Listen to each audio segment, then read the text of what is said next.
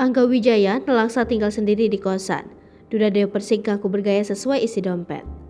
Begini nasib Angga Wijaya pasca cerai dari Dewi Persik yang kini ngaku tinggal di kosan sendirian. Rumah tangga pasangan artis Dewi Persik dan Angga Wijaya harus berakhir dengan perceraian.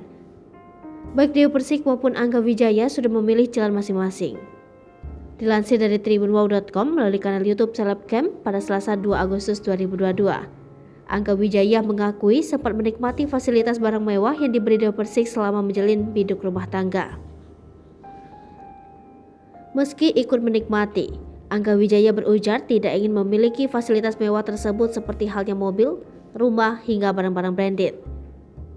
Angga Wijaya mau menerima jika ada barang-barang yang diberikan oleh Dewi Persik. Ia menganggap barang-barang tersebut sebagai bentuk kenang-kenangan.